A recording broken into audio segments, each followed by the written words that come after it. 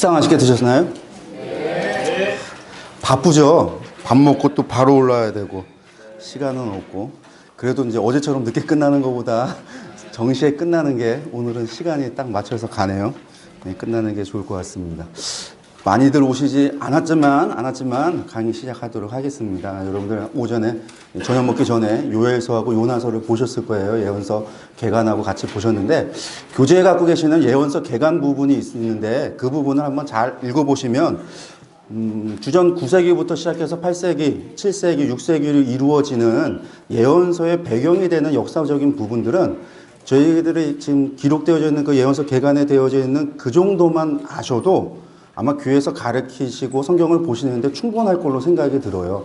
그 이상 더 공부하신다고 한다면 뭐 여러 가지 이스라엘 역사책이나 여러 가지를 보시는 것이 좋겠지만 일단 이제 교회에서 가르친다고 한다면 그 정도만 저희들이 알고 있고 그 정도만 저희들이 정확하게 머릿속에 담아둔다면 예언서를 보시고 성경을 보는데 충분한 배경 연구가 되어질 것이라고 생각이 듭니다. 그 중에서도 이제 저희들이 보고 있는 이제 요나서부터 시작해서 이제 아모스, 호세아로 이루어지는 북이스라엘에서 활동했던 선지자들의 이야기들은 대부분 아수르라고 하는 나라를 중심으로 해서 이야기가 전개가 됩니다. 여러분들이 보시면 옆에 보시면 구약왕의 선지자들이 왕과 선지자들이라고 여기 이제 말 소리굽새처럼 생긴 것들이 있는데 여기도 있죠. 네. 여기 보시면 여로보암부터 시작해서 로보암으로 시작되는 이 남유다하고 북이스라엘의 끝이 멸망이라고 하는 끝이 있습니다. 그러니까 끝을 향해서 달려가는데 BC 722년에 아수르에 의해서 북이스라엘은 멸망을 하고 남유다는 586년에 바벨론에 의해서 멸망을 당합니다. 그러니까 이 앞에 기록되어 있는 예언서들의 예언은 대부분 무엇을 향한 예언이냐면 너희가 죄를 지면 뭐한다? 하나님께서 벌을 내리신다. 하지만 너희가 회개한다면 돌아올 것이다. 이러한 메시지가 진행이 되다가 어느 순간 지나가게 되어지면 한마디로 임계점이 넘어가듯이 그들의 시점이 지나가게 되면 심판은 피할 수가 없다. 그래서 모든 것을 부숴버리고 모든 것을 정리하시고 나서 다시 시작하신다라고 하는 메시지로 바뀌게 돼요. 그때가 되면 회개를 해도 멸망을 하는 거고 회개를 해도 포로로 잡혀가는 거고 회개를 해도 끌려갔다가 다시 돌아오게 된다라고 하는 메시지로 바뀝니다. 그때에 이 북이스라엘 같은 경우는 요나나 아모스, 호세아 같은 이 요나를 제외한다면 아모스, 호세아의 선지자 같은 경우는 어디를 바라보고 이야기하는 거냐면 너희가 죄를 졌으니까 하나님께서 심판하실 텐데 누구를 통해서? 아수르를 통해서 심판하신다. 라는 것입니다. 그래서 여기에서 이 호세아 아모스가 바라보고 있는 것은 722년 아수르에 의한 심판을 바라보고 예언 활동이 진행이 됩니다. 그렇다고 한다면 반면에 남유다 같은 경우는 요엘부터 시작해서 이사야, 미가, 나훔, 스바냐, 하박국, 오바댜, 예레미야, 에가까지 가여지는 이 남유다에서 활동했던 선지자들의 글은 전부 다 586년을 향한 예언이에요. 그래서 예언서는 이들이 지금 예언을 듣고 있는 이 시기에 있는 사람들에게 있어서는 아직 오지 않은 일들에 대한 미래에 대한 일들, 오늘 자신들이 범하고 있는 죄로 말미암아 다가올 하나님의 심판에 대한 예언이 있었지만 오늘 우리가 보고 있는 시점에서는 다 어떤 거냐면 과거의 역사적인 사건입니다. 그러니까 예언서는 미래에 있어질 이야기들이 아니라 구약에 있는 모든 예언서들은 과거에 있어졌던 586년에 예루살렘 멸망, 722년에 북이스라엘의 멸망이라고 하는 역사적 사건 이루어졌던 그 사건을 향한 하나님의 예언 말씀이었고 그것이 말씀대로 실제로 이루어지는 성취되어지는 사건의 이야기들입니다. 그래서 오늘 우리가 볼 때 예언서들은 역사서예요. 하나님의 말씀이 이루어졌다. 그렇지만 그 예언 안에서 오늘 아직까지도 성취되지 않은 예언이 있습니다. 그것은 어떤 예언이냐면 예언이 가지고 있는 이중성 가운데 하나가 하나님의 심판과 종말을 예언할 때는 예루살렘에 대한 남유다를 예언할 때 586년에 예루살렘을 멸망하는데 그 멸망의 모습이 또한 하나님께서 이 세상을 최후 종말에 심판하시는 모습에 담겨있는 그 예언의 모습을 담고 예언을 하는 경우가 있어요. 스바냐서 같은 경우는 하나님께서 우주적인 심판, 진멸하고 멸절하고 멸절하신다라고 하는 그러한 심판의 모습들은 그런 진멸과 멸절을 예루살렘에게 죄로 말미암아 예루살렘을 멸절하고 심판하실 때 하시면서 또한 우주적 심판을 예언하는 구약에 담겨있는 예언의 이중성인데 그런 부분으로 이야기한다면 아직 오지 않은 저 미래에 있을 하나님이 재림하실 때 있어질 최후 심판에 대한 예언의 부분은 아직 이루어지지 않았지만 그들의 죄로 말미암아 하나님께서 심판하신다라고 이야기했었을 때의 그 심판은 이미 지나간 사건입니다. 그러니까 역사적인 사건이죠. 그래서 예언서라고 하는 것은 어려운 책이 아니라 오늘 우리에게 있어서는 매우 쉬운 책이 예언서예요. 그들의 죄가 무엇인지를 이해를 하고 당시 시대적 상황을 이해를 하고 그것을 통해서 하나님께서 말씀하신 대로 그 심판이나 아니면 복을 주신다고 하셨던 하나님의 그 말씀의 성취가 역사 안에서 어떻게 이루어졌는지를 우리가 본다면 그것은 예언서라고 하는 것들은 지금 우리에게 있어서는 과거에 일어났던 사건들의 연속성 안에서 하나님께서 무슨 일을 행하셨는가를 확인하는 작업입니다.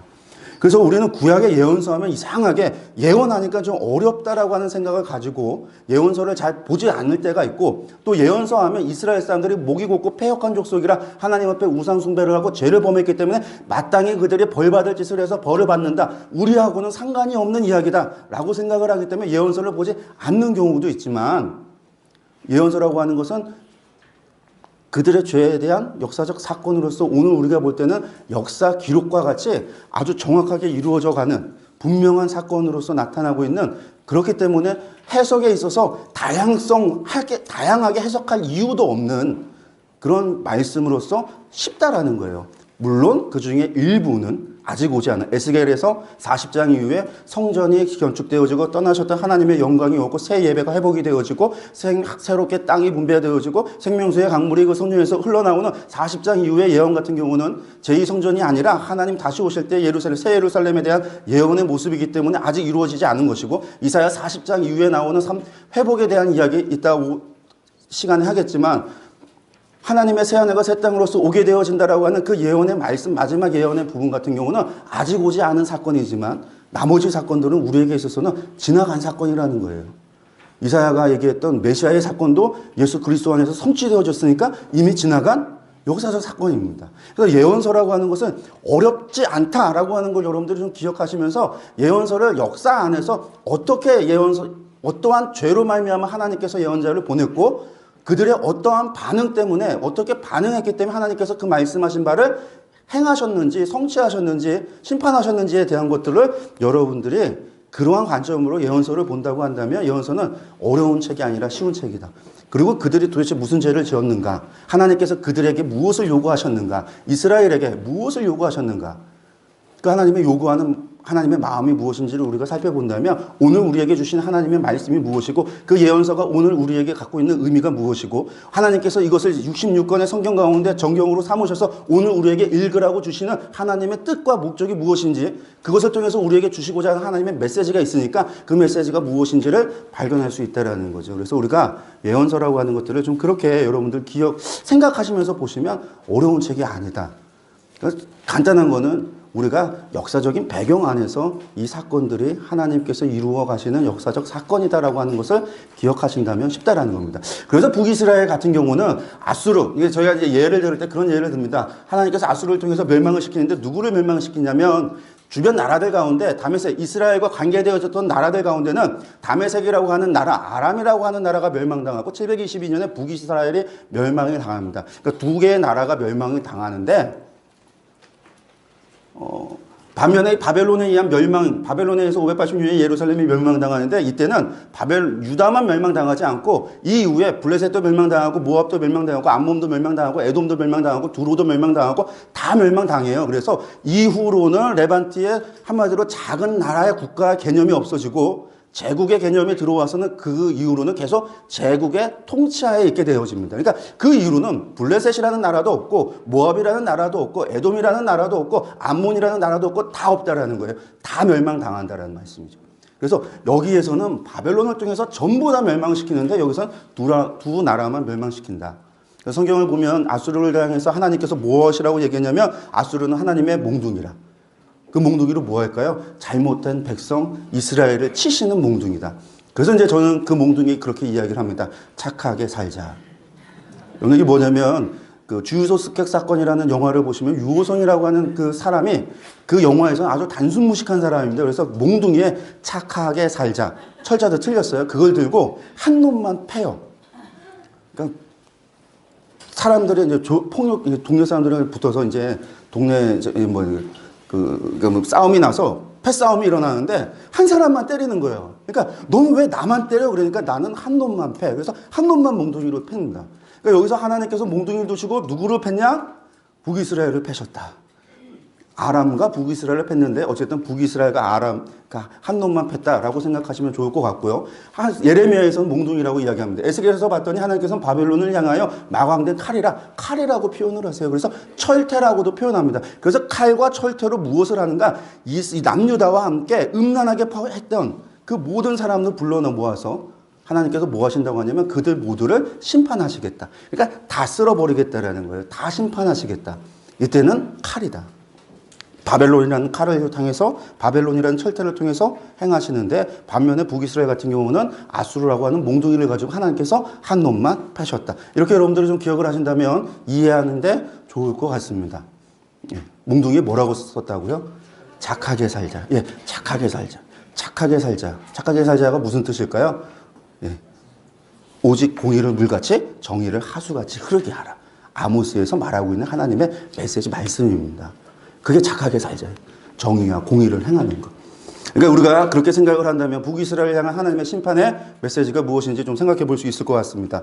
예. 우리가 보는 말씀은 이제 아모스하고 호세아를 보게 될 텐데 아모스하고 호세아는 전부 다 여로보암 2세 때부터 활동했던 사람입니다. 요나라고 하는 선지자도 여로보암 2세 때 열왕기 하를 보니까 13장에 요나라고 하는 사람이 이름이 기록하고 있어요. 나오고 있습니다. 열왕기 하에서. 그래서 아마 요나라고 하는 사람이 그때 활동했던 사람일 것이라고 보고 있고 많은 사람들 가운데 요즘 학자들 가운데는 거기에는 이방인에 대한 관심, 이방인을 사랑한다라고 하는 개념이 신학적인 개념은 바벨론 포로 이후에 5세기 이후에 나타났다라고 생각을 하기 때문에 그것이 포로 후기의 요나서가 쓰여졌다라고 이야기하는 사람들도 있지만 여러분 성경을 보시면 이방인에 대한 관심은 그 이전부터 모세 오경부터 나타나고 있어요.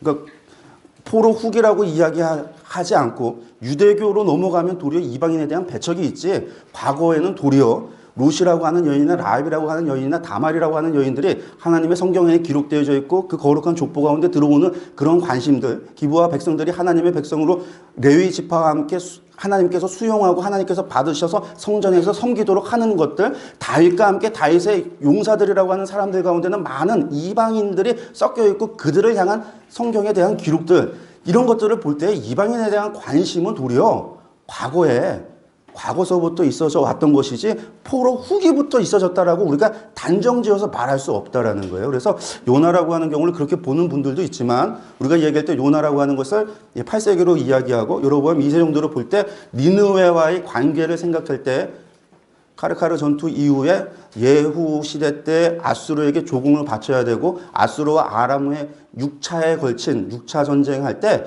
그 6차례의 전쟁에 북이스라엘이 아람과 함께 연합군이 돼서 6개국 연합군이 돼서 아수르와 전쟁을 치르게 되어지는 그 과정을 생각해 본다면 니느웨라고 하는 나라에 대한 나쁜 감정, 좋지 않은 감정이 이스라엘 가운데 있어졌다라고 하는 것은 충분히 상상해 볼 수 있기 때문입니다. 추측해 볼 수 있기 때문에. 그래서 우리가 이제 요나를 갖다가 여로보암 2세 시대로 보는데 아마도 이 아모스보다는 조금 앞에 두고 있고요. 아모스 같은 경우도 여로보암 2세 지신전 2년에 활동했던 선지자라고 이야기하는데 남유다 사람이 북이스라엘에 와서 활동을 하고 베델에 와서 예언 활동을 하고 돌아가서 짧은 기간 동안에 활동을 했습니다.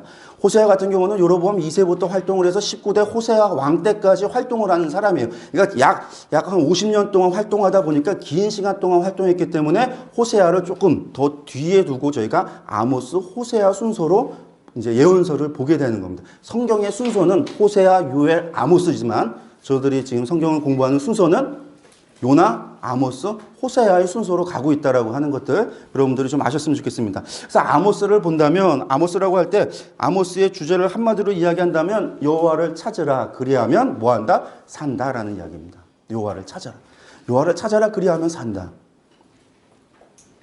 이 이야기를 들어보면 무슨 생각이 날까요? 어제 제가 신명기 때 이야기했던 신명기 4장 29절에서 31절까지의 말씀. 너희가 하나님을 마음을 다하고 뜻을 다하여 하나님을 찾으면 하나님께서 만나 주실 것이다. 그리고 너희 조상들에게 약속하셨던 바 그 약속을 기억하시고 너희를 포로 되었던 너희를 회복시키실 것이다. 이게 신명기 4강이고 이스라엘 백성들에게 역사 가운데 가장 많은 영향을 주었던 그들에게 영향을 끼쳤던 말씀이 신명기 4장 29절에서 31절의 말씀인데 아모스의 예언의 주제가 같아요. 하나님을 찾아라. 여호와를 찾아라. 그러면 산다. 근데 이스라엘 사람들이 이 말을 듣냐면 듣지 않습니다. 왜 듣지 않냐면 이 시기가 아이러니하게 이스라엘 사람들이 역사적으로 북이스라엘의 역사 가운데 가장 부강했던 시대예요. 가장 잘 살았던 시대예요. 가장 풍요로웠던 시대예요. 가장 잘 나갔던 시대예요. 그때 무슨 하나님을 자꾸 우리 지금 충분한데 무슨 멸망을 이야기하고 그런 선지자를 향하여 네가 가짜다. 선지자여 예언하지 마라. 이게 북이스라엘 사람들의 반응이에요. 그때 아모스의 이야기는 그 풍요의 시절에 그 잘 나가는 그 시절에 하나님을 찾아라. 하나님께 회개하라. 하나님을 찾으라라는 얘기는 하나님께 회개하라라는 이야기입니다. 회개하라. 그래야 산다라는 이야기를 메시지를 전하고 있다라는 겁니다. 아모스서를 들어가서 본다면요. 히브리어로 짐을 옮기는 뜻으로 아모스라고 합니다. 그래서 첫 번째 단어가 히브리어 성경의 이름이라고 말씀을 드렸습니다. 그래서 아모스서의 첫 시작이 아모스라고 하는 히브리어 단어로 시작합니다. 그 이야기는 그 아모스를 소개하면서 시작되는 말씀입니다. 그래서 유대 드고와 목자였던 아모스가 지신전 2년에 하나님께 부름을 받아서 말씀을 전하기 시작했다. 그때는 언제냐? 여로보암 2세 때 우시아, 요담, 아하스, 히스기야 시대에 활동했다라고 이야기를 합니다. 그래서 여러분들 이 시기를 좀 기억하시면서요. 요 시기 때 활동했던 선지자들이 몇 명 있어요. 어떤 사람들이 있냐면 여기가 여로보암 2세가 활동했던 시대인데 여기 보다시피 아모스가 있죠. 호세아가 여로보암 2세부터 시작해서 악수르 몇 명까지 활동을 합니다. 요 시기에 밑으로 내려오면 여로보암 2세와 동일 시대를 살았던 사람이 우시아라고 하는 사람인데 이 우시아 왕 시대 때 누가 활동을 하냐면 이사야라고 하는 사람이 활동을 하고요. 미가서를 봐도 미가도 우시아, 요담, 아하스, 히스기야라고 이야기하는 것을 볼 때 미가도 요 시기에 포함이 됩니다. 그래서 보통 이 여로보암 2세와 우시아를 지나가는 요 시기에 때 활동했던 선지자로 호세아, 아모스, 미가, 이사 이런 사람들이 활동을 했던 사람들이다라고 여러분들 생각하시면 좋겠고요. 이 시기가 어떤 시기냐면 여로보암 2세나 우시아나 나라가 솔로몬 이후로 가장 부강해졌던 시제입니다. 그러니까 남유다도 잘 살 때, 북이스라엘도 잘 살 때, 그 잘 살고 있는 그때에 하나님께서 그들을 통하여 메시지를 주는데 어떤 메시지를 주냐면 나라가 멸망한다라는 거예요. 그러면서 왜 멸망할까? 이렇게 잘 굴러가고 있는데 봤더니 너희 지도자가, 너희 종교 지도자가, 너희 통치자들이 너희들이 잘못하기 때문에 나라가 망한다라는 거죠. 그들의 죄를 지적하고 그들의 잘못을 이야기하는 것들이 그래서 아모스서, 특히 미가서에 나타납니다. 이사야에서도 그런 말씀이 나타나고 있습니다. 호사에서도 그런 말씀들이 나타나고 있습니다. 또 한 가지 이 시기가 어떤 시기냐면 우리가 생각할 때 우리가 이스라엘이 멸망하는 이유, 남유다가 멸망하는 이유를 전부 다 어디서 찾냐면 우상 숭배에서 찾습니다. 근데 우상 숭배에서 찾는데 정말 우상 숭배 때문에 멸망당하는가? 봤더니 우상 숭배 때문에도 멸망을 당하지만 아모스서를 보고 미가서를 볼 때, 특히 아모스서를 볼 때는 우상 숭배 때문이 아니라 그들이 지금 우상 숭배를 하고 있지 않고 하나님 앞에 예배드리고 하나님 앞에 절기를 지키고 11조를 드리고 하나님을 찬양하고 그런 종교적인 행위를 올바로 하고 있음에도 불구하고 하나님께서 그것에 대하여 심판하신다라는 거예요.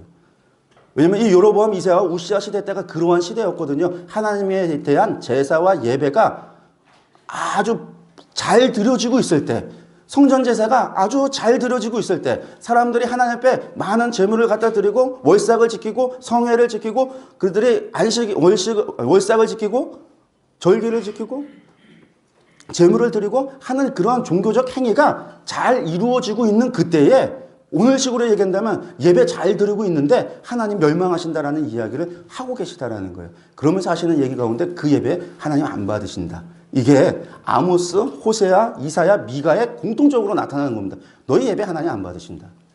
너희는 예배 성전 뜰만 밟고 돌아갔다.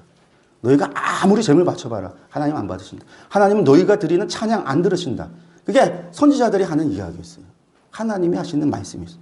그러니까 국가적으로도 권력이 부여해졌고 경제적으로도 부여해졌고 종교적으로도 신앙이 여호와의 신앙이 그렇게 온전히 그렇게 흥황되게 잘 드려지면서 우상 숭배하고는 좀 거리를 멀고 하나님께 그렇게 드렸음에도 불구하고 하나님께서는 그때에 선지자를 보내요. 너희가 잘못했고 너희를 심판하고 너희에게 하나님께서 멸망을 하겠다. 그런 이야기를 하신다라는 거죠. 그러니까 선지자들의 이야기를 듣는 이스라엘 사람들이나 남유다 사람들이 선지자를 향하여 무엇이라고 얘기했냐면 너희가 가짜다. 너희가 거짓 선지자다. 이야기를 안 듣는 거죠. 이사야의 이야기도 안 듣는 거죠. 이사야의 이야기는 히스기야 때까지 갈 때까지 약 30여 년 동안 이사야의 예언을 아무도 안 듣습니다. 미가의 예언 듣질 않습니다. 아모스의 예언도 듣지 않습니다. 호세아 예언도 듣지 않습니다. 남유다야 이사야 미가 다음에 아직 586년이 되려면 좀 벌었어요. 8세기에서 6세기까지 가야 되니까 약 시간이 많이 남았지만 북이스라엘은 722년에 멸망당하니까 기회가 없는 거죠. 없었어요. 회개하지 않으니까 결국은 하나님의 심판을 당했다라는 겁니다.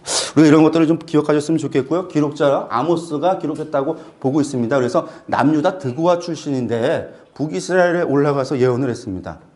요나는 북이스라엘 선지자였는데 느느웨에 가서 예언을 했습니다. 여러분들 성경에 하나님께서 명령했던 그 선지자의 이야기가 누구에게 대상에게 하는지도 우리가 좀 생각해 본다면 거기에 담겨있는 하나님의 뜻이 있어요. 하나님께서 요나에게 니느웨에게서 가서 심판을 예고하라 예언하라고 할 때는 그 안에 담겨있는 것이 무엇이냐면 느느웨 사람들이 회개한다면 용서하겠다라고 하는 하나님의 뜻이 있는 거거든요. 근데 나훔서를 보면 여러분들 나훔서는 아수르에 대한 멸망을 예언하는데 나훔이라고 하는 선지자가 아수르에 가서 예언하지 않아요. 어디 가서 예언하는 겁니까? 남유다에서 얘기하는 거예요. 아수르의 멸망을 남유다에서 이야기하고 있으니까 아수르에게 회개의 기회를 주겠다라는 말씀입니까? 안 주겠다라는 말씀입니까? 안 준다라는 거예요. 그냥 멸망시키겠다라는 거예요.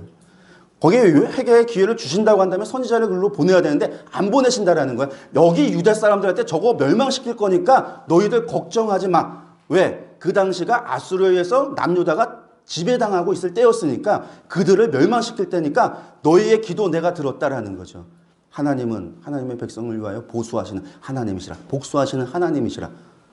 그러니까 나훔서 같은 경우는 유다 사람들한테 메시지를 하면서 아수르 멸망시킨다니까 그것이 아수르의 멸망을 위로하는 거예요. 아수르의 멸망을 통하여 이스라엘 사람들에게 하나님께서 너희의 기도를 들어서 응답해주고 내가 너희의 복수를 해준다. 그러니까 너희는 나를 보고 나를 믿고 내 말을 의지하고 나를 섬겨라. 그런 의미가 있는데 요나는 아수르에 가서 했다라는 거예요. 그 얘기는 뭐냐면 아수르를 용서하시겠다라는 마음이었고 실제로 용서하셨어요. 용서한 이야기를 다시 북이스라엘에 와서 전하는 거예요. 그 이야기는 뭘까요? 얘들아, 이방인도 회개했다. 이방인도 회개했는데 니들은 뭐하냐? 그런 의미가 담겨 있다라는 거죠. 요나에는. 그 이야기를 니느웨에게만 전하는 게 아니라 그것을 기록해서 남유다에게 전할 때는. 그 요나의 끝도 이상하잖아요. 아무 다른 성경과 다르게. 그냥 요나가 하나님께서 내가 육축도 사랑하지 않겠느냐 하니까 거기서 끝. 요나도 아무 말을 못해요. 다물고 있습니다. 당시에 그 유축도 이방인도 사랑하신다라는 말씀을 이스라엘이 들었을 때 이스라엘도 입을 다물었을 수도 있죠. 말도 안 돼. 받아들일 수 없다. 생각할 수도 있겠죠. 어쨌든 그런 이제 대상이 누구냐, 어디에 가서 예언을 했느냐에 따라서 그것이 갖고 있는 의미가 다르다라는 거예요. 아모스 같은 경우는 남유다, 그러니까 북이스라엘을 회개하지 않으니까 니느웨도 회개했다라는 거죠. 이번에는 남유다 사람을 들어서 북이스라엘에 와서 베델에 올라와서 그 베델은 왕의 성소였습니다. 왕이 집례하는 왕의 성소, 왕의 제사를 드리는 곳에 와서 그곳에 와서 북이스라엘의 멸망을 아수르를 들어서 북이스라엘을 멸망한다라고 하는 그러한 예언을 할 때에 니들도 안 하니까 이방이라 이웃 나라, 그러니까 남유다 사람을 불러서 예언을 하는 거예요. 이렇게도 예언을 해보고 저런 예언자도 보내보고 그렇게 하심으로 말미암아 하나님께서 제발 너희가 내 말을 좀 듣고 회개하라라고 하는 하나님의 간절한, 그들을 향한 간절한 안타까워하시는 마음이 있다라고 하는 것들을 우리가 좀 기억하셨으면 좋겠습니다. 배경을 본다면 여로보암 2세 때입니다. 주변 열강들이 약소로 평화로운 시대다라고 이야기를 했습니다. 아마 예언서 개관을 할 때 조금 말씀을 드렸을 겁니다. 요 시기가 언제냐면 아수르라고 하는 나라가 사내립 3세 때 강한 나라가 돼서 정복전쟁을 했습니다. 아수르라는 나라 여러분들 들으셨겠지만 위치적으로 그들이 뻗어나가기 위해서는 동쪽으로는 바벨론으로 내려가야 되고 서쪽으로는 지중해로 나아갈 수밖에 없어요. 그렇게 해야 그들이 성장할 수 있고 그들이 부여해질 수가 있는데 그들이 사내리 3세 때부터 정복전쟁을 해서 레반트 지역으로 내려오기, 서진을 하기 시작을 했고, 서진을 하다 보니까 가장 먼저 부딪힌 나라가 아람이라고 하는 나라였습니다. 아수르가 내려오기 전까지는 아람이라고 하는 나라가 솔로몬 이후에 아람이라는 나라가 이스라엘과 계속해서 전쟁을 하는 나라였어요. 그래서 아합 시대 때 3번에 걸쳐서 전쟁도 있었고, 그리고 하나님께서는 또 오므리의 이 바알 신앙을 갖다가 종교개혁하기 위해서 아람의 하사엘을 세워서 이 북이스라엘을 침공하게 하고, 그래서 예후의 칼을 피한 자가 하사엘에게 죽을 것이다라고 이야기했고, 요아스가 범죄했을 때는 하나님께서 하사엘을 들어서 요아스를 징벌하는 일도 행하셨어요. 근데 그 하사엘이라고 하는 나라가 아람에 있어서 가장 전성기를 있었던 그 사람이 죽고 나서 베나다 3세가 되어지고, 그때 이후로 북이스라엘이라고 하는, 그러니까 아람이라고 하는 나라가 쇠퇴하기 시작하는데, 그때 맞물려서 아수르라고 하는 나라랑 아람이라는 나라가 계속해서 전쟁을 해요. 6차례나 걸쳐서 전쟁을 하는데, 아람이 혼자 못하니까 북이스라엘과 동맹을 맺고, 나중에는 6개국 나라가 반아수르 동맹을 맺어서 6개국 나라가 아수르와 전쟁을 합니다. 근데 결국은 그 전쟁에 패해서 아수르에게 조공을 바치는 게 사네립 3세의 비문이라고 하는 곳에 카르카르 전쟁에 대한 기록이 남아 있어서, 그것이 중요한 이유가 역사, 성경 연대를 계산하는데 가장 중요한 연대예요. 그것을 기준으로 연대 계산을 합니다. 그래서 그랬다가 사네립 3세가 죽고, 그 다음에 왕들이 좀 능력이 없어요. 능력이 없는 데다가 나라가 커졌는데 북방에 있었던 산민족이었던 우라르트가 공격해 오면서 나라가 어려워져요. 그러니까 나라가 어려워지니까 아람이 다시 힘을 차리고 북이스라엘도 힘을 차리는데, 딱 그 시기에 아단나라리 3세라고 하는 다다음 번째 왕이 나타나서는 다시 레반트 지역을 공격합니다. 근데 그 사람이 내려와서 어디를 정복하게 되냐면 다메섹을 정복해버려요. 아람이라는 나라를 멸망시킨 겁니다. 그러니까 다메섹을 정복까지 시켰는데, 정복시키고 나서 뒤통수에서 반란이 일어나니까 돌아가게 돼요. 그리고 나서는 80년, 디글레필레세 3세가 나타나기 전까지 아수르라는 나라는 계속해서 내전과 그 북방 우라르트의 공격에 의해서 나라가 힘을 잃어서 쇠퇴기에 빠지게 됩니다. 그러니까 다메섹이 완전히 정복됐는데 실효적인 지배는 하지 못하고 떠나버리고 나니까 무주공산이 돼버린 그곳에 누가 그것을 차지하게 되냐면 여로보암 2세라고 하는 사람이 어부지리로 다메섹을 정복해서 그곳을 차지하게 되는 거예요. 그러니까 여로보암 2세 때 다메섹을 차지하게 되어지고, 우시아라고 하는 왕이 아하스 때 에돔을 정복하고 우시아가 엘랏을 수복하게 되어짐으로 말미암아 이 솔로몬 시대 이후로 영토가 가장 부강해졌다라고 표현을 합니다. 뿐만 아니라 다메섹을 정복했다라, 북이스라엘의 다메섹을 정복했다라는 얘기는 이 해안도로로 가는 해안도로의 무역로를 갖다가 북이스라엘이 시료 지배를 하기 시작했다라는 이야기고, 엘랏을 수복했다라는 얘기는 유다가 아카바만으로 들어오는 해안길, 그러니까 인도로부터 들어와서 아카바만으로 들어오는 그 무역로를 유다가 차지했다라는 거예요. 그러니까 이 두 가지 무역로를 차지함으로 솔로몬이 부를 축적했는데, 이 여로보암 2세하고 우시아 시대 때 이 두 가지 무역로를 차지함으로 말미암아 두 나라가 다시금 부를 축적하기 시작을 합니다. 또 한 가지, 이때는 무역이 발달되어지면서 중개 무역을 하는데 오래 저장을 해야 되는 것들이 무역하는 데 좋아요. 그러니까 돈이 되는 게 당시에 무엇이었냐면 오래 저장하고 장사를 할 수 있었던 게 포도주와 올리브 기름이었어요. 그러니까 이스라엘 사람들이 그 전까지는 밀농사하고 양치면서 자급자족을 해왔는데, 북이스라엘 같은 경우가 왕조가 여러 번 바뀌어지면서 나라들이 땅이 하나님의 것이 아니라 자기 족속 가운데 속해 있었던 땅이 사유재산이 되어서 거래가 되어지고 빼앗기게 되어지고 왕에 의해서 공신들에게 나눠지고 하는 그런 일들을 겪으면서 땅이 대규모 농장들이 만들어지고 땅을 많이 차지한 사람들이 만들어지고 부유한 사람들이 만들어지는 거예요. 근데 중요한 건 그들이 무엇을 하기 시작하는 거냐면 토지 개간을 통해서 대규모 농장을 만드는 겁니다. 무슨 농장? 포도 농장, 올리브 농장. 그러니까 그 전까지는 밀 농사에서 나온 것으로 내가 먹고, 그리고 남는 거 나누기도 하고 장사들 하든 어떻게 됐는데, 이제는 밀이 아니라 농장에 가서 일을 해서 대금을 받고 그 대금을 가지고 먹고 살 거 돈 주고 사야 되는 거예요. 그런 상황이 되어지니까 땅을 빼앗겼던 사람들은 나중에 종이 돼버리고, 종이 되어지고 종으로 팔려가는 일들도 이루어지고, 돈을 주고 사야 되는데 더 비싸게 사는 거죠. 왜냐하면 수요가 줄어들었으니까.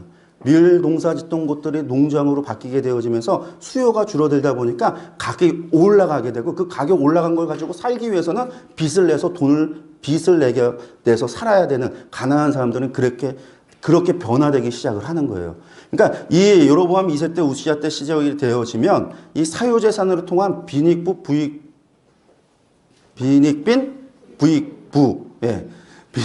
부익부로 갈라지기 시작하면서 많은 사람들이 종으로 팔려가게 되고 굶어 죽게 되고 사람들의 값이 떨어진다는 거예요. 신발 한 켤레 값으로 사람이 사고 파는 그러한 시절이 되어지는 게 이 시대예요.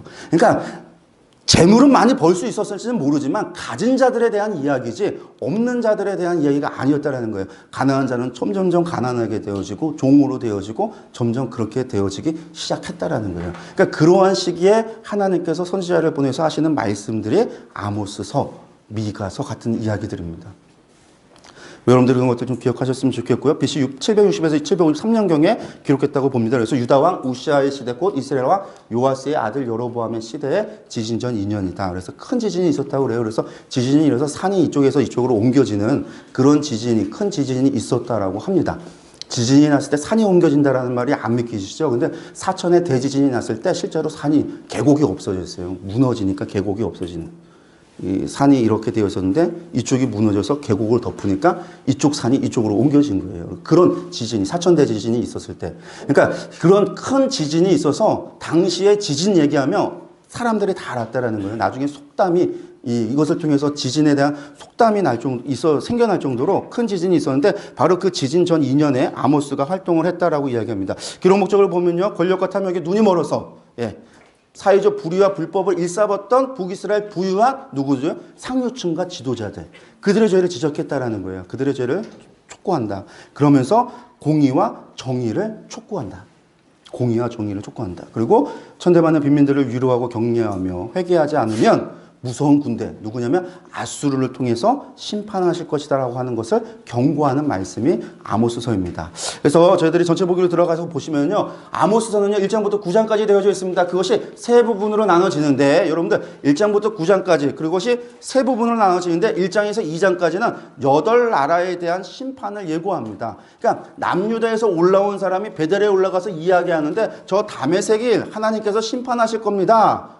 여러분들 시계로 얘기한다면 저기 한 2시경에 있는 나라, 그쪽에 있는 북동에 있는 나라 다메섹이 심판받는다라고 이야기하고, 그 다음에 이제 이 반대편에 있는 블레셋이 심판을 받을 겁니다라고 이야기하고, 그 다음에는 이쪽에 11시에 있는 두로가 심판을 받을 겁니다라고 이야기한 다음에 반대쪽에 있는 5시 방에 있는 에돔이 심판을 받을 겁니다. 그러고 나서 이쪽으로 3시로 와서 모압이 심판을 받고 암몬이 심판을 받고 그 다음에 유다도 심판을 받을 겁니다. 그러고 나서 이제 북이스라엘도 심판을 받을 겁니다. 그 이야기가 1장부터 2장까지 나오는 8나라에 대한 심판이에요. 그래서 처음에는 다메섹이 서너 가지 죄로 말미암아 심판을 받을 겁니다. 블레셋이 서너 가지 죄로 말미암아 심판을 받을 겁니다. 다 서너 가지 죄로 심판을 받을 겁니다 하고 북이스라엘 향해서 서너 가지 죄로 심판을 받을 겁니다 하고서 9장까지 가요. 그러니까 누구를 향한 얘기예요? 블레셋을 향한 이야기죠. 그래서 사람들이 다메섹 멸망한데 와서 듣는 거죠. 그래 저것도 멸망당해야 돼. 블레셋도 멸망당하는데 그래 저것도 멸망당해야 돼. 나중에 유다도 멸망당하는데 유다 사람이 유다가 멸망한다, 심판받는다고 이야기하네. 그러고 났더니 북이스라엘 향해서는 2장부터 9장까지 이어지는 서너 가지 죄가 서너 가지가 아니었던 거죠. 그러면서 멸망에 대한 예언이 진행이 된다라고 보시면 되겠고요. 그리고 3장부터 6장까지는 아모스가 세 편의 설교를 합니다. 세 편의 설교를 하는데 이제 제가 어제 말씀드렸다시피 세마 설교라고 우리가 이름을 지은 이유는 시작할 때 여러분들 들으십시오. 그러니까 좀 들으십시오라고 시작을 해요. 그래서 여러분들 들으십시오 하니까 쉐마 이스라엘 들으십시오 여러분들. 그렇게 시작을 하기 때문에 저희가 세마 설교라고 해서 4개의 세 편의 설교가 있는데 총 보면 4개예요. 나중에 8장에 보면 4번째 설교가 또 있는데 어쨌든 세 편의 설교가 연속해서 3장, 4장, 5장, 6장에 걸쳐서 나오고 7장부터 9장까지는 아모스가 본 5가지 환상을 중심으로 이야기가 나와요. 그래서 5가지 환상을 보고 마지막에 하나님의 최종 말씀이 있습니다. 그래서 아모스서를 보면 8개의 나라에 대한 심판의 예언이 있고 3편의 설교가 있고 5가지 환상이 있다. 이렇게 생각을 한다면 여러분들 대충 아모스서에 무슨 내용이 있는지를 기억하실 수 있을 겁니다. 그리고 우리가 알아보는 것도 아모스의 설교는 무슨 설교였는가? 그리고 아모스가 본 환상은 무엇을 의미하는가? 이 두 가지를 우리가 아모스서를 통해서 살펴보면 아모스서는 우리가 충분히 이제 다 이해할 수 있는 이야기들입니다. 그리고 아모스는 내용이 쉬워요. 그러니까 아모스서는 실수입니다. 무슨 이야기냐면 북이스라엘 당시 여로보암 2세 때 상황에 맞춰서 그들이 가지고 있는 죄, 그것을 고발하고 그 죄로 말미암아 하나님께서 심판하실 거라고 이야기하고 아수르를 통해서 결국 이스라엘에 멸망당할 것이다. 그 이야기가 나오거든요. 우리가 있어서는 그 말씀이 722년에 이루어졌구나. 그러면 끝이에요. 거기에는 뭐 나중 미래에 대한 이야기, 정말 최후 종말에 대한 이야기, 그런 거 우리가 신경 쓸 필요가 없습니다. 아모스서에서는. 물론 뒤에 약간 내용이 나오고 있지만 그런 부분은 우리가 신경 쓸 필요 없을 정도로 아모스서는 그 정도로 우리가 들어가서 살펴보면 충분히 그 내용을 이해할 수 있다라고 여러분들 보시면 좋을 것 같습니다. 아모스서를 보면요. 1장 1절에서 2절 아모스서론이 나오고 8개 나라에 대한 심판이 나온다고 말씀드렸습니다. 그래서 다메섹, 가사, 두로, 에돔, 암몬, 모압, 남유다, 북이스라엘로 이어지는 8개 나라입니다. 이 나라들에 대한 심판에 반복되는 패턴이 있습니다. 여호와께서 이와 같이 말씀하시되 하나님이 말씀하셨다라는 거예요. 하나님이 말씀. 그래서 자신의 예언은 하나님의 말씀이다라고 하는 신적 권위를 갖다 부여하면서 시작하는 거죠. 하나님의 말씀이다.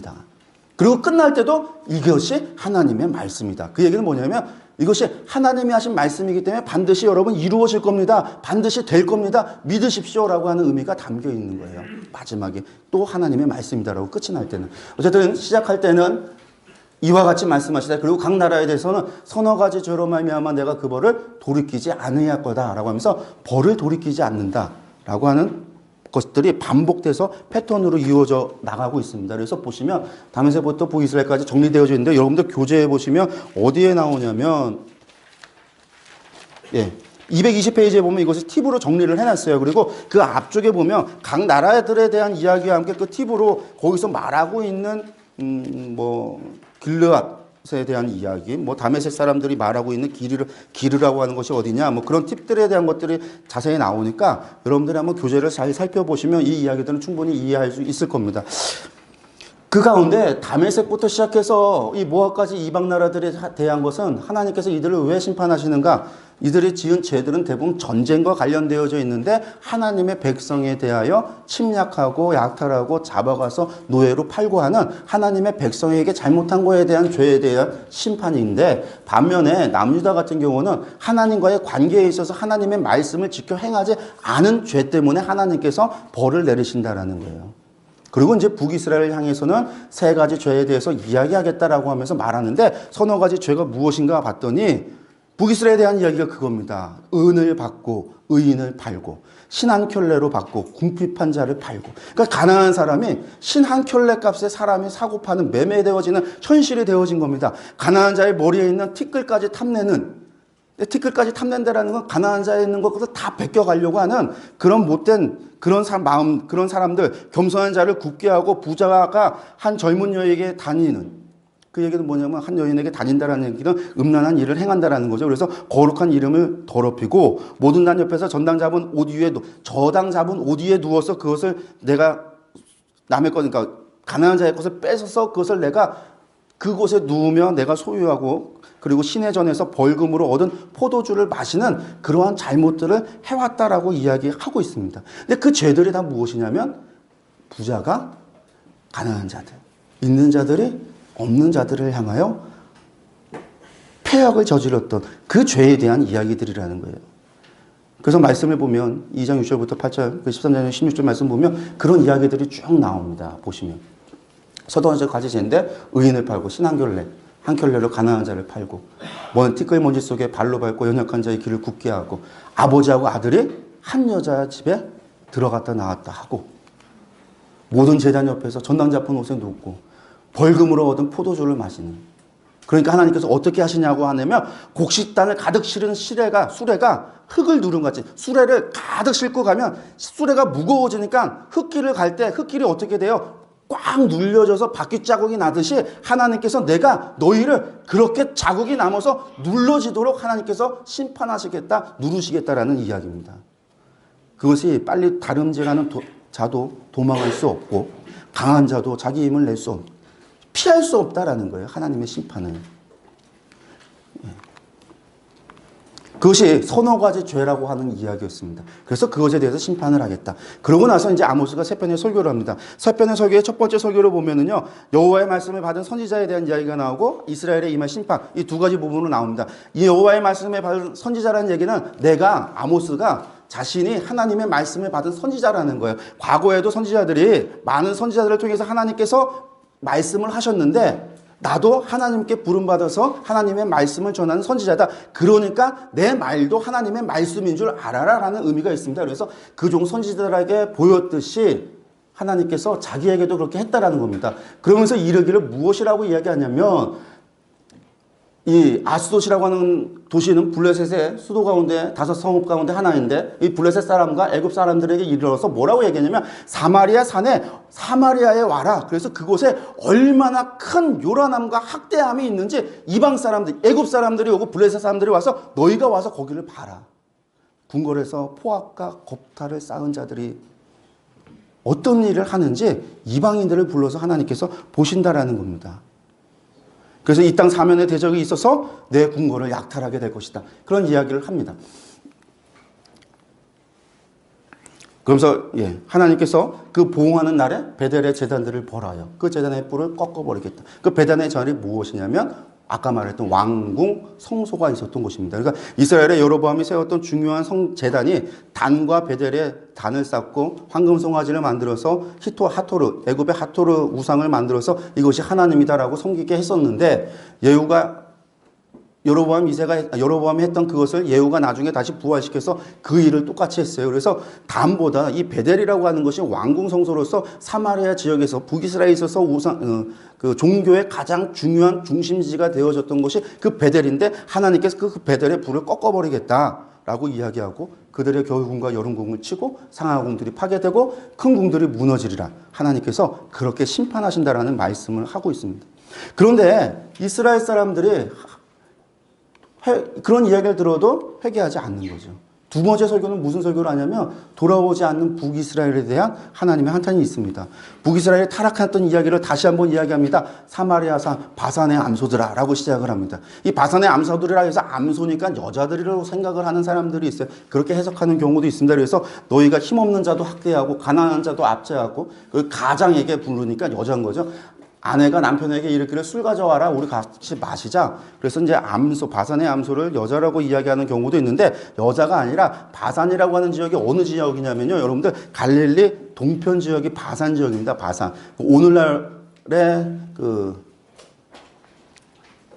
바산이라고 하는 것이 수원 지역이고 물이 풍부하고 목초지고 아주 이제 풍요로운 지역이에요. 그래서 그곳에서 대규모 이제 목축업을 하거나 그곳에서 키우는 암소들, 그러니까 소 같은 경우들이 아주 풍요로웠다라는 겁니다. 그래서 바산의 암소라고 하는 이야기를 하면 풍요 속에 아주 풍요롭게 지냈던 자들아, 부유한 계층들아, 하여튼 그런 의미들이 담겨 있을 때 바산의 암소들이라고 이야기를 합니다. 그래서 선지자들의 글 속에서 바산의 암소들이라고 이야기되어지는 것들은 전부 다 무엇에 대한 의미냐면 부정적으로 사용돼요. 너희들이 하나님이 주신 은혜와 복을 받고 풍요로워졌음에도 불구하고 하나님 앞에 바로 서지 못하고 온전히 공의를 행하지 못하고 죄를 범했다라고 할 때 그런 부정적으로 사용될 때 바산의 암소들이라고 이야기합니다. 그러니까 이스라엘 사람들이 여자가 아니라 그 이스라엘 사람들의 죄가 어떤 죄를 전에 범했냐면 가난한 자를 압제하고 학대하기도 하고 그리고 술을 먹고 그리고 베델에서 가서 범죄하고 베델에서 성소에서 범죄하고 길갈에서 죄를 더하고 아침마다 희생을 드리고 3일마다 11조를 드리고 누를 넣은 것을 불사라 수은죄로 드리며 낙헌죄를 소리내어 선포하련 이것이 너희가 기뻐하는 것이다 라고 하나님께서 말씀하는 거. 그러니까 이것은 너희들이 그것을 하면서 기뻐하지만 하나님은 기뻐하는 것이냐면 기뻐하지 않는다라는 거예요. 근데 여기서 보면 베델에서 범죄하고 길갈에서 범죄한다. 길갈이 어떤 곳이냐면 이스라엘 사람들이 가나안 정복 전쟁에서 요단강 건너서 가장 먼저 돌을 쌓고 하나님 앞에 언약을 갱신하고 할례를 했던 곳이 길갈입니다. 그래서 북이스라엘 사람들에게 있어서 가장 중요한 제사를 드리는데 가장 중요한 곳이 세 곳이 있는데 그것이 단과 베델과 길갈이에요.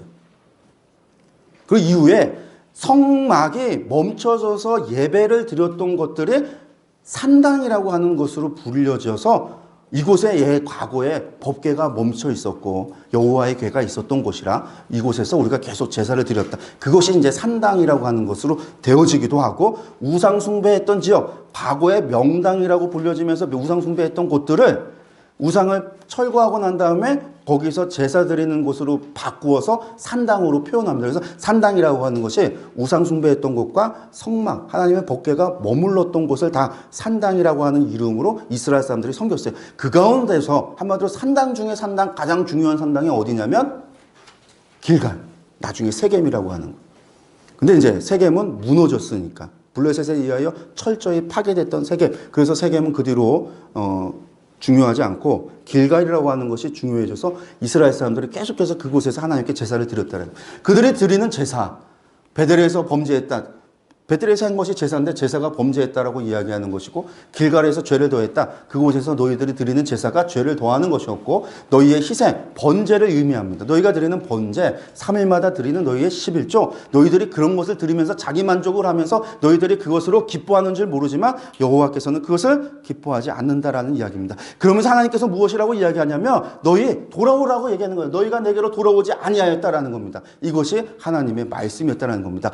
8절에 너희가 내게로 돌아오지 않았다, 여호와의 말씀이라는 겁니다. 9절에 너희가 내게 돌아오지 않았다, 그것이 여호와의 말씀이라는 겁니다. 왜? 하나님께서 재앙을 내려봤는데도 회개하지 않았다라는 거예요. 레위기에 봤더니 하나님께서 재앙을 내릴 때 어떻게 내려지냐면 비를 내리지 않게 하고, 가뭄이 오게 하고, 흉년이 오게 하고, 해충, 벌레를 보내서 해충이 오게 하고, 이방 주변의 나라들을 보내서 약탈과 도적질을 당해서 그런 일들이 일어나게 하고, 전쟁이 일어나게 하고, 결국에는 포로로 잡혀가게 하는 그러한 반복되는 역사가, 그 반복된 하나님의 심판을 통해서 너희가 그런 일들을 겪을 때에 하나님이 주시는 심판인 줄 알고 회개하라고 하는 의미로서 하나님께서 그 일을 행했는데, 여기에 봤더니 하나님께서 내가 보냈다라는 거죠. 내가 재앙도 보내고 깐부기 재앙도 보내고 너희가 해충도 보내고 가뭄도 주었는데 너희는 돌아올 줄 몰랐다라는 거예요. 회개할 줄 몰랐다. 내가 너희에게 전염병도 보내어 애굽에서 행했던 것처럼 10가지 재앙 가운데 애굽에 역병을 보내듯이 내가 너희에게 역병도 보내봤는데 너희들이 청년이 칼로 너희 청년을 죽이고 그런 일들이, 노략질이 일어나는 그런 일들이 일어났음에도 불구하고 뭐라고 얘기하냐면 너희가 내게로 돌아오지 아니하였다. 이게 여호와의 말씀이다라는 거예요. 소돔과 고모라가 무너뜨리듯 너희 가운데 있는 성읍도 무너뜨려 봤지만 너희가 내게로 돌아오지 않았다. 여호와의 말씀이다.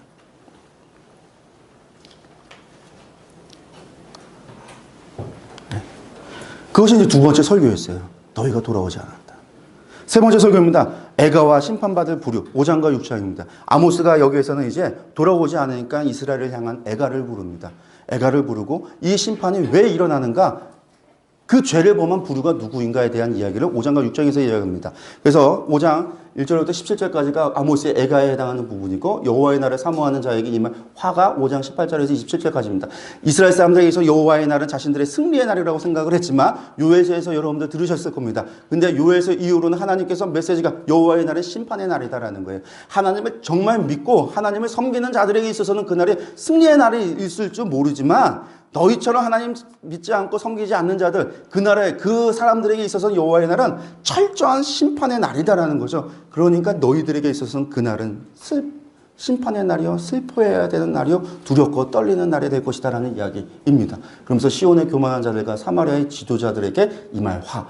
그러니까 시온의 교만한 자들이 누굴까요? 예루살렘, 남유다에 있는 예루살렘, 시온. 나중에 미가서를 보면 예루살렘과 사마리아, 그러니까 두 지역에 대한 이야기를 하는 것처럼 여기서도 이제 시온과 사마리아 지도자들.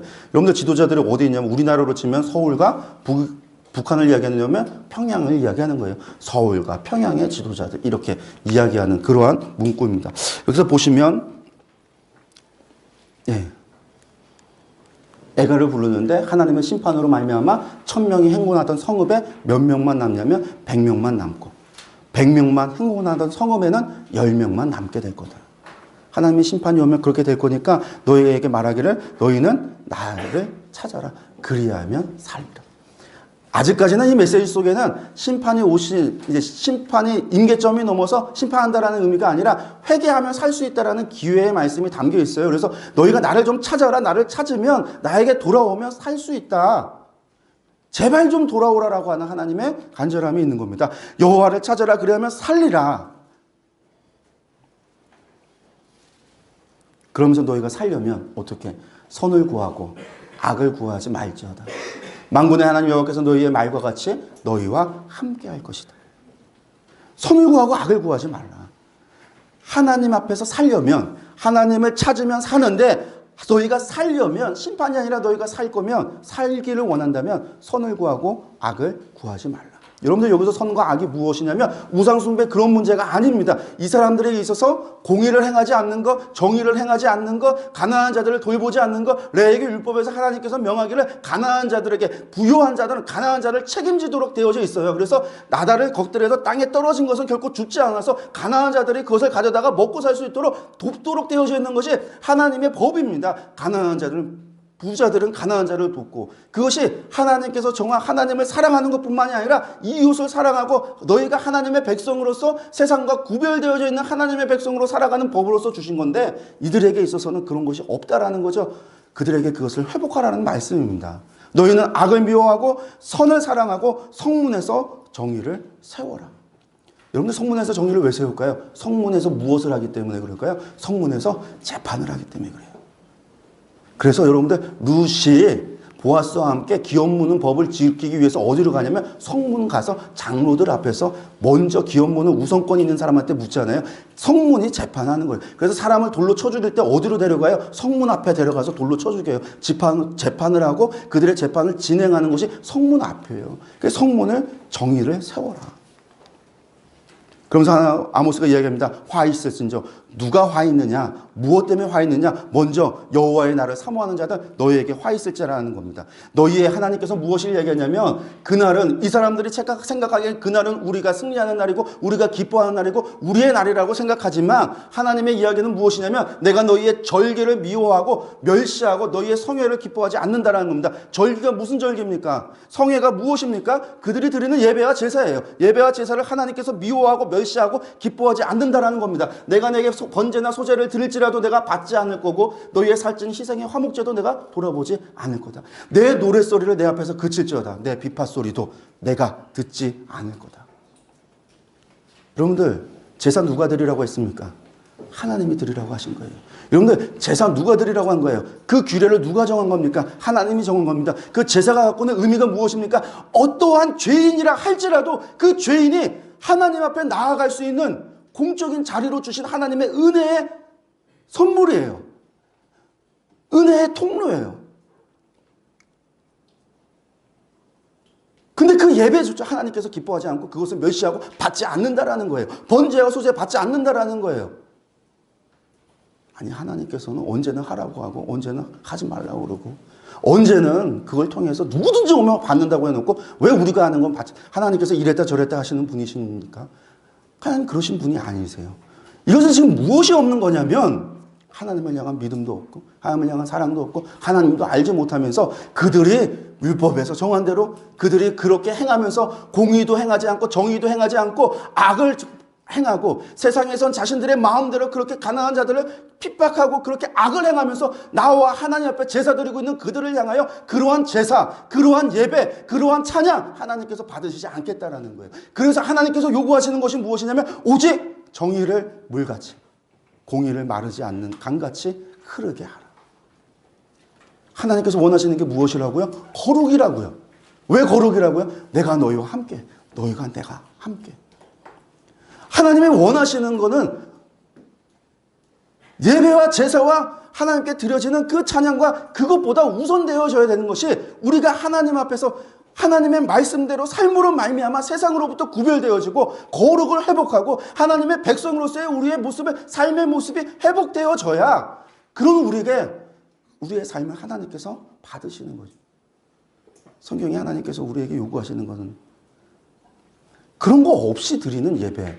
그 오늘날 똑같은 거예요. 주여 주여 하는 자마다 천국에 들어갈 수 있는 것이 아니라는 겁니다. 주말만 와서 썬데이 크리스천이 돼서 주일만 나와서 하나님을 예배한다. 하나님께서 똑같이 얘기할 겁니다. 너희의 찬양, 너희의 비파소리, 너희의 찬양소리 내가 듣지 않겠다. 너희의 번제와 소제와 너희의 예배 내가 받지 않겠다. 너희의 기도 내가 듣지 않겠다. 하나님 그렇게 말씀하신 것과 동일하다라는 겁니다. 우리가 하나님 앞에 주일날 와서 예배 한번 드렸다고 해서 하나님의 백성이 될 수 있다는 게 아니에요. 하나님이 그러한 예배에 대해서 이렇게 얘기하신다라는 겁니다. 그러면서 화 있으시죠? 다시 이야기합니다. 누가 화 있냐? 교만한 자, 사마리아에서 마음이 든든한 자, 백성의 머리 곧 누구냐면 지도자들이요. 이스라엘 집이 그들을 따른다.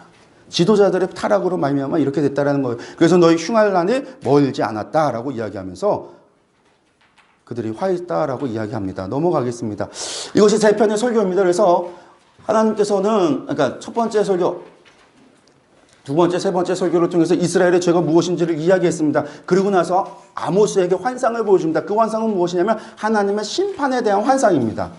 이스라엘 사람들이 아모스의 설교를 들어도 아모스의 예언을 들어도 회개하지 않고 바뀌어지지 않으니까 하나님께서 아모스에게 이스라엘이 어떻게 심판당할 건지 환상으로 보여주고 그 환상을 이스라엘 사람들에게 이야기하라는 거죠.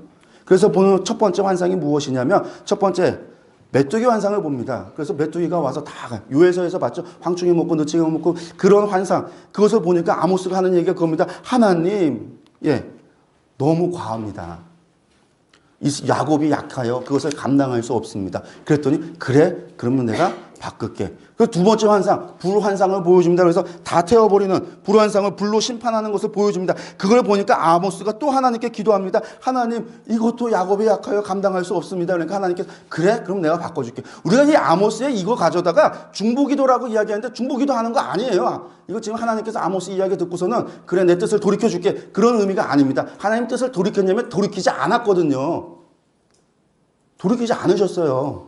그리고 이것이 맞다면 어떤 논리가 되어졌냐면 하나님께서 이스라엘이 정한 죄보다 심판을 더 무겁게 중하게 만들었다라는 거예요. 그러면 하나님의 공의하심에 훼손되는 이야기예요. 그래서 세 번째에 와서 다림줄 환상을 보는데 다림줄 환상을 봤더니 이 다림줄, 여러분들 다림줄을 다 아실 겁니다. 건축에 있어서 수직으로 세우기 위해서 좌로나 우로나 치우치지 않도록 바로 세워지기 위해서 줄을 대려서 내리는 것이 다림줄인데 이것을 예루살렘 가운데 사마리아 가운데 하나님께서 서서 다림줄을 내우셨다는 거예요. 그것은 무엇이냐면 하나님의 심판이 공의하시다라는 거예요. 아모스가 그걸 보고 나니까 더 이상 기도하지 않아요. 그러면 뜻을 돌이켰는가? 아니요. 그것을 통해서 하나님께서 이 집 이스라엘을 치시겠다, 심판하시겠다 하는데도 아모스가 더 이상 말을 하지 않아요. 메뚜기 환상 지나가고 불 환상 지나갔으니까 메뚜기 지나가고 불은 지나가고 뒤에 거는 좀 약한 하나님께서 뜻을 돌이켜서 야곱이 감당할 만한 심판을 주셨나 보다. 그런 의미가 아니라 하나님께서는 정하신 대로 이스라엘을 멸망시킵니다. 나중에 여기 보시면 여름 과일 한 광주리 환상을 또 보게 되어지는데 그것이 무엇이냐면 여름 광주리가 무엇이냐면 아마샤 얘기. 여름 광주리 얘기를 말씀드리면 여름 광주리라고 하는 것이 뭐 여름 과일이라는 게 쉽게 상하거든요. 금방 상합니다. 그러니까 금방 하나님의 심판이 올 것이다라는 의미가 있고 무르익었다라는 의미가 있다고 한다면 이스라엘의 죄악이 무르익어서 딸 때가 됐다, 수확할 때가 되었다, 하나님의 심판이 올 때가 됐다라는 얘기예요. 그 다음에 하나님의 심판이 부서진 성전 문지방 환상을 보는데 여기서 피할 수 없는 심판이 왔다, 아무도 피할 수 없는 하나님의 심판이 도래했다라는 의미가 있다라는 거예요. 그러니까 하나님께서 뜻을 돌이킨 것이 아니라 하나님이 원하시는 건 선지자 아모스에게 너희가 하나님의 공의하심을 깨달으라는 거예요. 아모스도 선지자도 하나님의 뜻을 오해할 때 있고 이해할 수 없을 때 있고 잘 받아들일 수 없을 때 있고 하나님의 선민이라고 하는 생각을 가지고 있으니까 그것 때문에 하나님이 이럴 수 없습니다라는 생각들을 가질 수 있거든요. 요나가 그랬고 아모스가 그랬고 하박국이 그랬고 예레미야도 똑같은 질문을 합니다.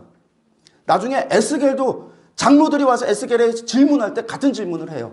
성경에서 같은 질문들을 계속해서 이스라엘 사람들이 우리는 선민인데 우리는 하나님을 섬기는 백성인데 우리가 왜 고난을 당해야 되고 왜 우상 숭배자들에게 우리가 왜 멸망을 당해야 되고 하나님은 왜 우리에게 더 하나님의 가혹하게 대하십니까? 이것이 어디까지 가냐면 바벨론 포로 후기 공동체에 오게 됩니다. 말라기에서 이스라엘이 느끼고 있는 것은 하나님은 우리에게 가혹했다라는 거예요. 그래서 하나님이 내가 너희를 사랑했다 하지만 우리는 하나님이 우리를 언제 사랑했냐고 알지 못한다라고 이야기하듯이 그들은 하나님께 대하여 그렇게 생각을 했다라는 거예요. 앞으로 가서 아마샤를 통한 이야기가 나옵니다. 아마샤를 통한 북이스라엘 제. 그러니까 아마샤라고 하는 사람은 베델의 제사장인데 그 사람이 나타나서 여로보암에게 상소를 하죠. 왕에게. 이 아모스라고 하는 인간이 나타나서 여로보암은 다 가문이 이 왕조가 멸망하고 하나님이 심판한다고 그렇게 거짓 상소를 보냅니다. 거짓 상소는 아니죠. 왜냐하면 그것이 결과적으로는 맞는 얘기지만 여호와 하나님의 말인데 아모스가 했다라고 해서 보내는. 그래서 아모스가 볼 때 종교 지도자가 타락한 아마샤의 타락을 보면서 종교 지도자가 타락한 것을 보면서 돌이킬 수 없구나라는 것을 느끼는 거예요. 그래서 더 이상 중보하지 않습니다. 여러분들 종교 지도자가 타락하면 어떤 일이 발생할까요? 백성들은 회개하고 싶어도 회개할 가능성이 있을까요? 없을까요? 없어요. 기회가 박탈당하는 거예요.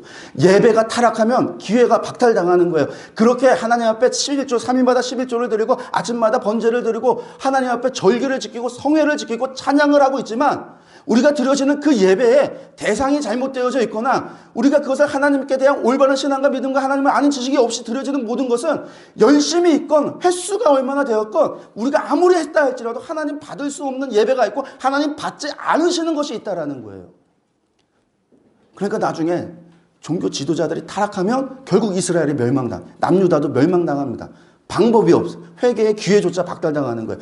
마찬가지입니다. 오늘날도 마찬가지예요. 담임 목사가 잘못된 사람, 하나님의 말씀을 잘 이해하지 못하고 엉터리로 아는 사람이 엉터리로 설교를 하고 엉터리로 믿고 있으면 그 밑에 있는 신자들은 아무리 열심히 있어도 하나님을 바로 알 수 있냐? 없어요. 어떻게 알 수 있어요? 우리가 이단만 생각해도 알 수 있는 거예요. 이단에 속해 있는 사람이 여러분들보다 열심히 없을 것 같으세요? 아니요. 열심히 더 있어요.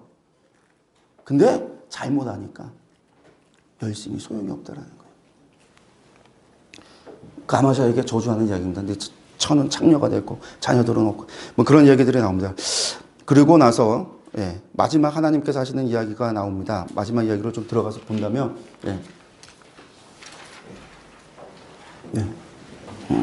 하나님께서 이스라엘에게 행하실 마지막 구원에 대한 이야기를 하십니다. 그러면서 이때 하나님께서 하시는 이야기 가운데 네 번째 소유.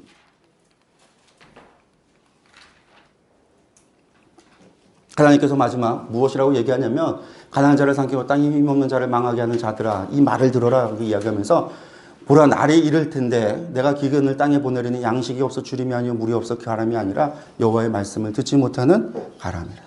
때가 되면 듣고 싶어도 듣지 못한다라는 거예요. 듣지 못하면 회개할 수 없어요. 하나님의 말씀을 들어야 회개할 수 있는데 하나님의 말씀을 듣지 못하면 하나님께 돌아갈 수도 없어요. 돌아갈 방법이 없는 거예요. 그러한 때가 온다라는 거죠. 그때가 아수를 통해서 북이스라엘을 멸망시키는 바로 그때다라고 하는 이야기를 이야기하십니다. 그래서 마지막에 범죄한 나라들에 대한 이야기를 하고 그렇게 이야기를 하면서 마지막에 하나님께서 행하실 심판과 구원을 이야기하는데 9장 7절에서 10절 말씀을 보면 하나님께서 뭐라고 이야기하시냐면 중요한 이야기 가운데 하나가 뭐가 있냐면 하나님께서는 이스라엘 사람들은 자신들에게 선민이기 때문에 자신들은 특권적인 지위가 있다라고 생각을 하는 거예요. 그래서 심판을 피해갈 수 있을 거라고 이야기하는데 하나님은 무엇이라고 했냐면 이스라엘이 구스보다 애굽보다 나은 것이 없다라는 거예요. 뿐만 아니라 이스라엘의 역사를 하나님께서 주관하셨듯이 모든 이방 나라들의 역사도 하나님께서는 주관하신다라는 거예요. 하나님께 속해 있다라는 거예요. 모든 나라가 하나님께는 동일하다라는 거예요. 그 얘기 뭐예요? 이스라엘의 선민 사상 아니다라는 거예요. 너희만 택임 받았다고 생각하지만 너희나 구스나 다르지 않다. 하나님께 있어서는. 나에게 있어서는 너희나 이스라엘이나 애굽이나 다르지 않다라는 거예요. 나중에 이 이야기는 예레미야에서도 나오고 에스겔에서도 나옵니다. 구스를 향하여 애굽을 향하여 내 딸아. 하나님께서 부르시는 이야기들 볼 수가 있어요. 하나님께서는 다르지 않다라는 거예요. 그래서 그들이 스스로 하나님의 백성이기 때문에 우리는 하나님께 대하여 당연히 하나님께 용서받을 수도 있고 하나님께 속할 수도 있고 하나님이 우리를 다시금 회복시키신다라고 생각했던 그들에게 아니다. 너희나 애굽이나 애굽이 어떤 나라죠? 하나님께 심판받았던 나라. 다르지 않다라는 거예요. 애굽의 10가지 재앙 그리고 홍해를 건너면서 거뒀던 그런 재앙들 다르지 않다라는 거예요. 아모스서 정리를 하겠습니다. 아모스서에 여호와를 찾으라 그리하면 살리라. 하나님을 찾는다라는 게 무엇일까요? 이스라엘이 하나님께서 원하시는 그 찾는다라는 게 하나님을 찾는다라고 하는 것은 회개한다라고 하는 건데 그들에게 있어서 회개라고 하는 것은 무엇이었냐면 공의를 물같이 정의를 강같이 하수같이 흐르도록 행하는 것, 이것이 그들에게 있어서 하나님을 찾는 거였습니다. 그들이 하나님 앞에 지적당해서 그들이 멸망에 이르는 죄라고 하는 것은 그들이 우상 숭배했기 때문에, 바알을 섬겼기 때문에, 이로의 성신을 섬겼기 때문에, 담무스를 섬겼기 때문에, 마루둑을 섬겼기 때문에, 몰렉을 섬겼기 때문에가 아니라 그들이 하나님을 섬긴다라고 이야기하면서 그들이 번제를 드리고 소제를 드리고 안식일을 지키고 성회를 지키고 절기를 지키고 하나님의 법도를 따라서 3일마다 11조를 드리며 그렇게 하나님을 찬양하며 그렇게 베델과 길갈과 단에서 하나님을 섬기고 있었지만, 그런 그들이 나아가 악을 행하고 이웃에게 악을 행하고 내 동족에게 악을 행하고 그들을 약탈하고 그들에게 범죄했을 때 하나님은 그것에 대하여 나라가 심판시키는 하나님의 심판이 임했다라는 거예요. 그들의 죄라고 하는 것이 다른 것이 아니었다라는 겁니다. 그것은 결국 하나님의 율법이 정했던 가난한 자를 돕고, 그리고 그 안에는 무엇이 또 자리 잡고 있냐면 기업이, 하나님의 기업이 이제 더 이상 하나님의 기업이 아닌 거예요. 누구 거예요? 내 거예요. 내 거. 하나님이 주인이 아니라 내가 주인인 거예요.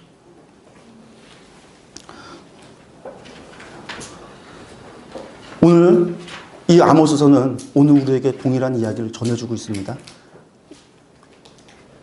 악을 행하는 자에게 선을 행하라고 이야기하고 공의와 정의를 세우라고 이야기하고 있습니다. 성문에서 정의를 세우라고 말씀하고 있습니다. 가난한 자를 돌보라고 이야기하고 있습니다. 내 이웃을 내 몸과 같이 사랑하라고 이야기하고 있습니다. 너희가 서로 사랑하지 않으면 하나님을 알지 못한다라고 분명히 말씀하고 있습니다. 하나님을 사랑하는 것이 하나님의 계명을 지키는 것이라고 오늘 우리에게도 예수님께서 분명히 말씀하시고 계시다라는 사실, 여러분들 기억하셨으면 좋겠습니다. 넘어가겠습니다. 아모스서 넘어가고요. 호세아로 가겠습니다. 호세아